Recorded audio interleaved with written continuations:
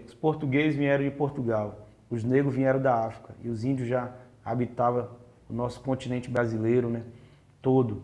Então se misturaram com isso, né, com essas duas culturas, o português e o negro.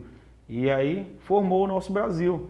Então, se foi de um jeito machucante, era para acontecer. Possa ser que não era, mas nosso grande Deus acertou dessa forma. Então vai acontecer dessa forma, vai caminhar dessa forma. E hoje formou, né, o negro, o branco e o índio, e o indígena. Então nós vamos ter que conviver. Então esse preconceito já vem da própria pessoa, né? Então a pessoa tem que saber que preconceito não leva bem, não leva a pessoa em lugar nenhum. O que vale é o respeito e você tem que manter firme. E eu sou Pataxó, tenho orgulho, você é Caiapó, tem orgulho. E nós vamos sim, vamos lutar para permanecer firme. Agora se alguém vir debater de alguma forma, a gente vai ter que se organizar para quê? Para bater de frente e falar, rapaz, eu nasci assim, eu sou assim e eu quero que você me respeite da forma que eu sou. Então, como tem hoje muitas coisas que tem no Brasil, a mudança de muitas coisas da tecnologia, religião, cor, raça, está tudo mudando. Então, a gente tem que fazer assim, a gente vai acompanhando a evolução do tempo sem perder a nossa verdadeira identidade. Eu penso dessa forma. Eu também penso da mesma forma. A gente tem que acompanhar a evolução do tempo.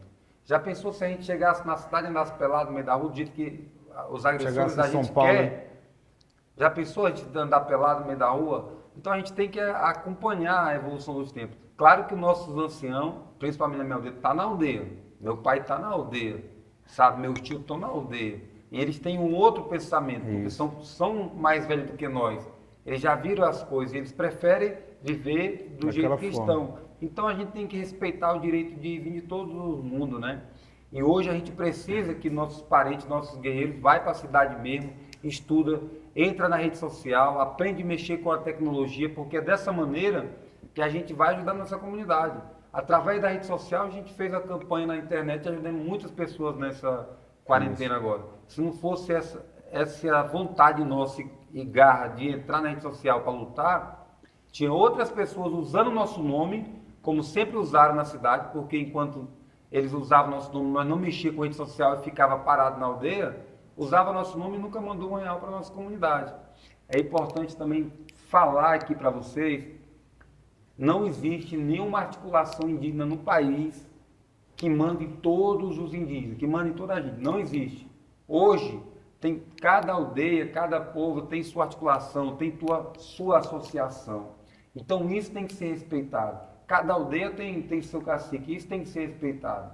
Não existe uma pessoa sozinha e falar assim, eu vou ser chefe de todo mundo. Isso não existe. Não existe. A gente trabalha, a gente aqui da UDPJ luta por união e cada dia que passa vem gente se unir com a gente. A nossa articulação UDPJ, para você ter noção, já tem Caiapó, Pataxó, né?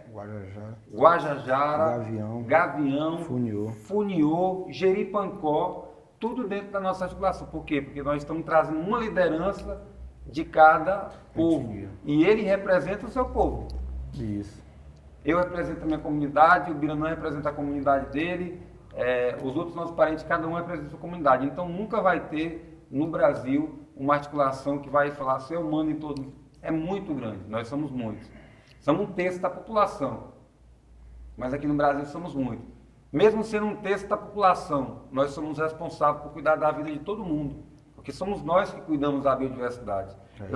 Mais uma pergunta para você, meu irmão. Lá na sua aldeia, Coroa Vermelha, não tem preconceito se uma pessoa é mestiço, mora lá dentro, e se, no caso, uma pessoa da aldeia casa com uma pessoa de fora da aldeia? Então, isso mesmo foi Só um minuto, desculpa, porque essa pergunta me perguntaram no outro podcast, e hoje eu vou jogar na sua mão, que você é meu irmão mais velho, está aqui, então segura a bomba e responde.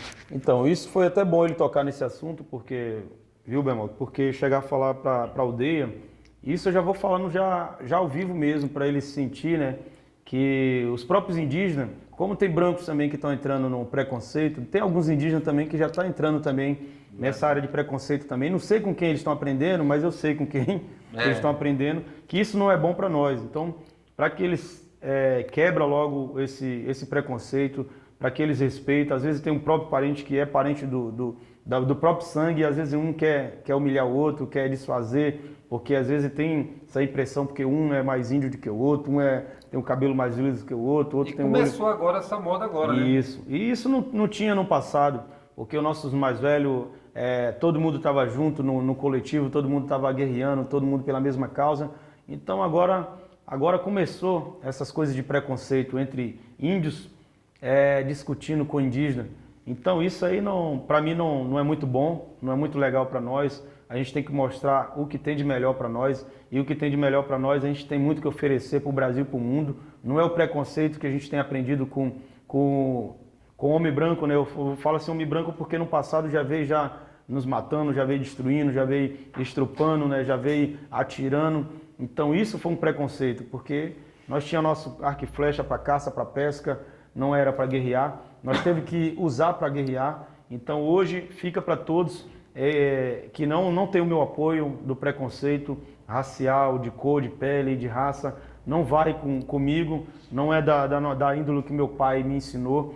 Então o que vale é o respeito. Então cada um vai ter que respeitar. Se seu filho nasceu assim, se o amor chamou você para casar com outra indígena de outra tribo, você tem que respeitar. Se você for casar com uma indígena ou anão indígena de fora do Brasil, ou em São Paulo, no Rio, em Belo Horizonte, em qual lugar que for, você tem que respeitar, porque o amor não tem cor, o amor não tem raça, então não faz discriminação de pele, de cor, de etnia. Então vai chegar um momento que aqueles que apedrejar vai ser apedrejado, porque ele está tocando numa ferida que às vezes possa ser que ele machucando outras pessoas não tá afetando ele, está machucando aquela pessoa que ele está machucando, né?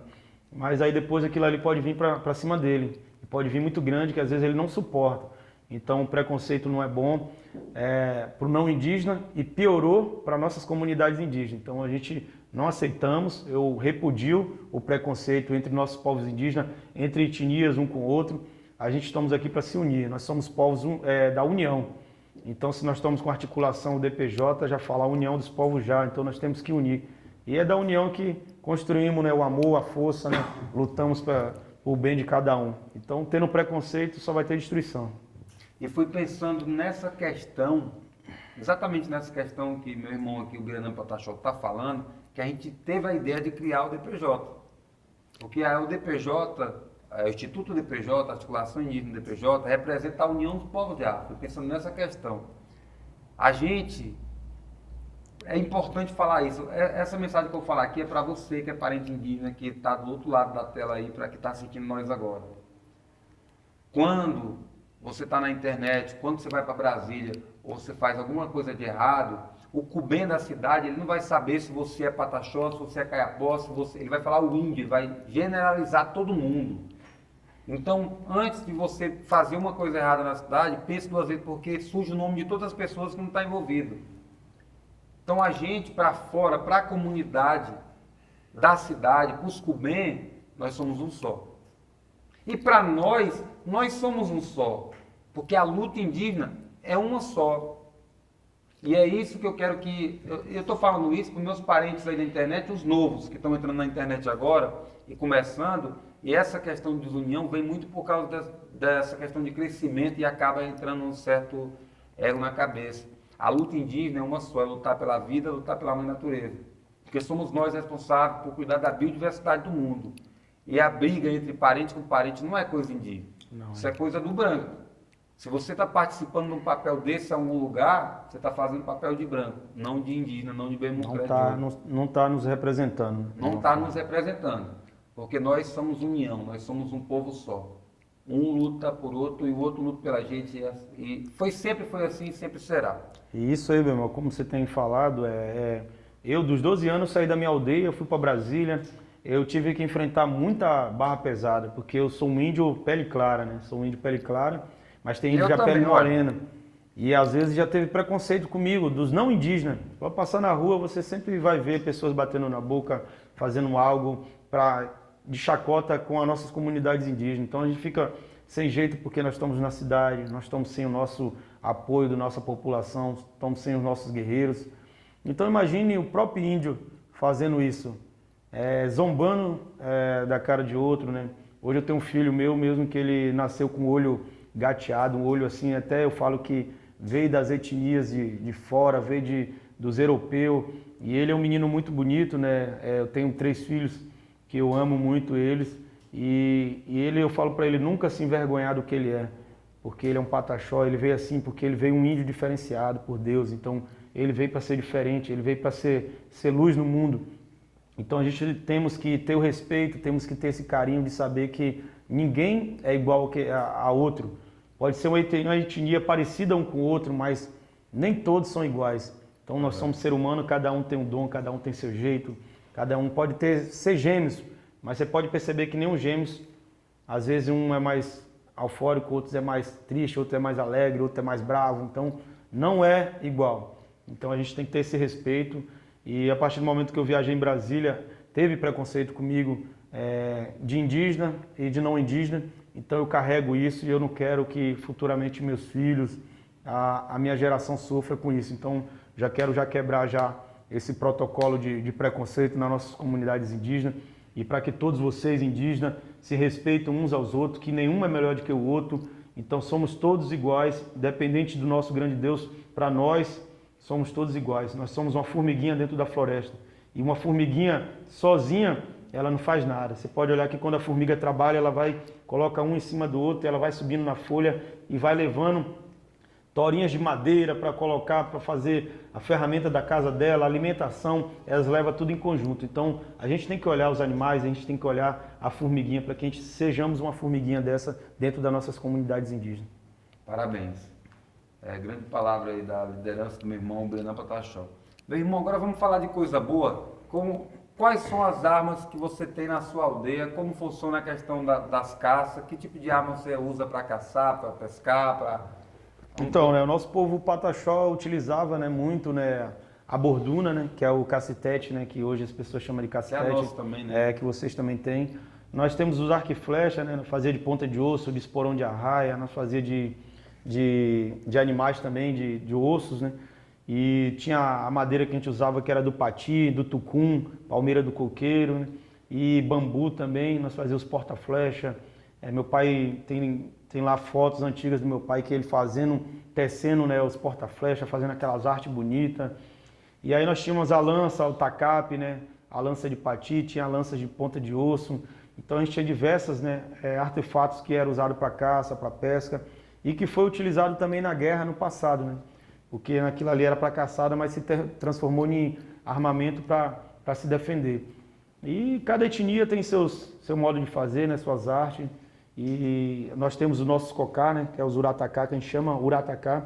São cocares com essa tiara, né? Que foi elaborado pelos mais velhos também, com penas de pássaro, né? Cada um tem as cores, o significado. Esse aqui é o da águia. Esse aqui é o da águia, né? Que eu gosto também. E em cada etnia tem filhos de liderança, filhos de cacique, né? Que vai poder ouvir, né? Os seus líderes e também vai querer ser diferenciado no estilo deles, né? De uso. Então eu tenho o meu estilo de andar com meus cocares, com minhas artes também. E assim eu vou divulgando meu povo e divulgando aonde eu passar. Eu quero não só divulgar meu povo, mas falar das etnias indígenas, falar do bem que o nosso povo indígena tem para oferecer para o mundo, para o não indígena e para toda a geração. E as comidas?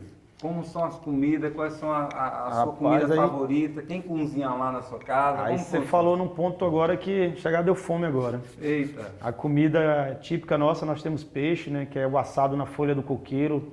Lá nós temos uma patioba, que é um coqueiro que cresce assim com umas folhas bonitas de palmeira. E essa palmeira ela já fica tipo uma concha assim, ó. Aí a nossa mãe, nossos mais velhos também pegavam os peixes, né? E essa folha, quando colocava o peixe dentro da folha, nós costurava com a linha de tucum e colocava na brasa.